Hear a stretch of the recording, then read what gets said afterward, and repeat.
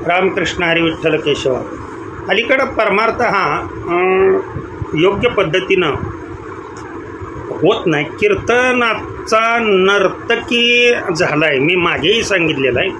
आणि एक प्रकारचा तो तमाशाचा, दररोज तमाशाचा शो देण्यात आलं का तुमच्या? कारण आपल्या लोकांना आवड ते तमाशा पाहण्याची झालेली आहे, नर्तकीचा खेळ पाहण्याची झालेली आहे, हसण्याची झालेली आहे.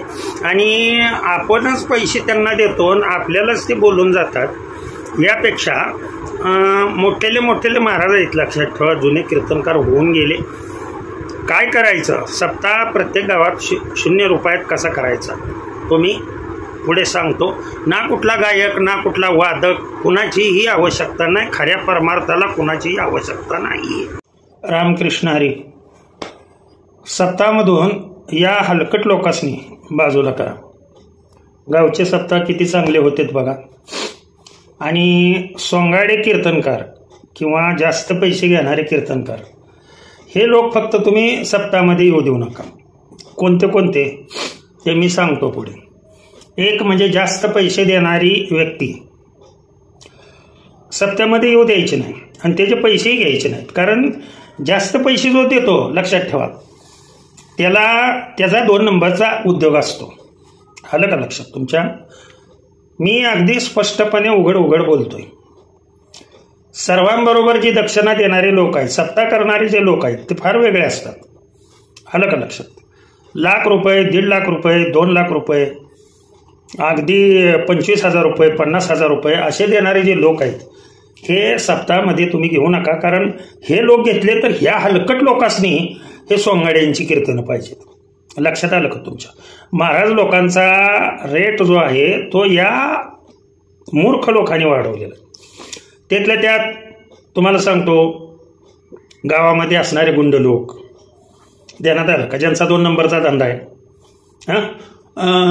निवडून आलेले लोक असतील, सगळेच येत नाहीत त्यामध्ये, सगळ्यांसाठी बोलत नाहीत. काही लोक आता जे गावागावात माहीत आहेत ते तुम्हाला, अशा लोकांना तुम्ही सत्यामध्ये अजिबात एंट्री देऊ नका.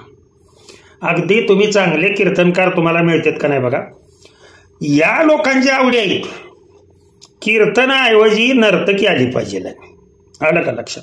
मग संप्रदायात एक घटक असा आहे, लक्षात ठेवा, संप्रदाय हा संप्रदायच आहे प्युअर. परंतु अलीकड नर्तकी त्यामध्ये घुसल्यामुळं, आलं का लक्षात, आणि सोंगाडे त्यामध्ये घुसल्यामुळं नर्तकी कुठं असते आणि सोंगाडे कुठं असतात? आता वास्तविक पाहता नर्तकी उपजीविकेच्या साधनासाठी करते, पण इतकं वाईट कीर्तनामध्ये कोणी बोलत नाही. म्हणजे शिव्या देण्या इथपर्यंत घोडा लावणे देण्यात आलं का तुमच्या? स्त्रियांना नाही ती नावं ठेवणे. आता काय वर्णन न करता येण्यासारखं इथं मी नाही बोलू इच्छित. परंतु ज्या वेळेला स्त्रियांनी हा उठाव उठवला त्यावेळेला सर्व स्त्रियांना जिने उठाव उठवला तिच्या विरोधात गेले. कसं आहे, जिथल्या तिथे जर तुम्ही टोचला असतं तर ह्यांची माज मस्ती, म्हणजे हे सोंगाडे आणि नर्तकी आहेत, कीर्तन करणारे नर्तकी म्हणतोय मी. नर्तकी म्हणजे ते काय गोरगरीब असतात, ते त्यांच्या पोटासाठी करतात. लक्षात आलं का तुमच्या?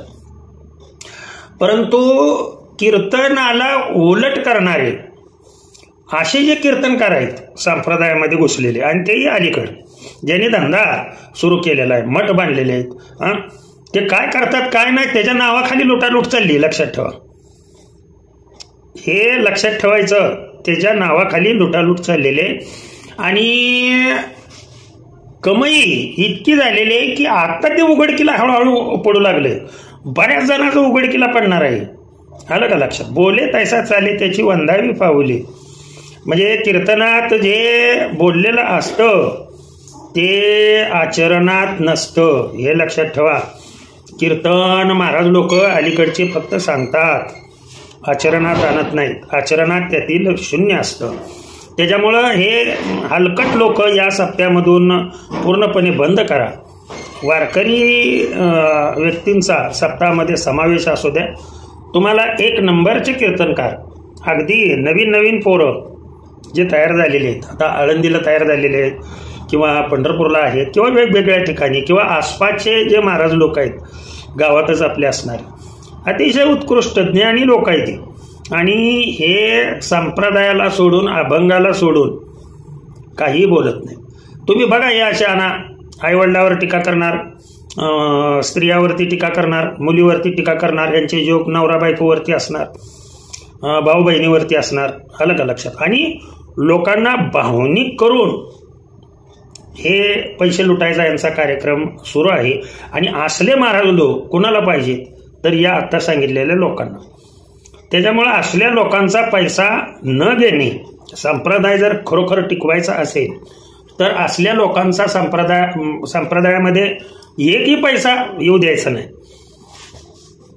कारण वाईटातून आलेला पैसा हा जर इकडे वापरला गेला, भगवंत चराचरामध्ये आहेत, त्यांना लक्षात येतं की यांनी हा पैसा कशा पद्धतीनं कमवला आहे, तो माझ्यासाठी जर वापरला असेल तर ते पुण्यामध्ये येत नाही, लक्षात ठेवा, ते पापामध्येच येतं. असा पापाचा पैसा तुम्ही वापरू नका सप्ताहामध्ये. आणि त्यामुळं गावोगावचे सप्ताह बंद पडत चालले. सप्ते करण्यासाठी या लोकांना कशाला सांगायला पाहिजे तुम्हाला?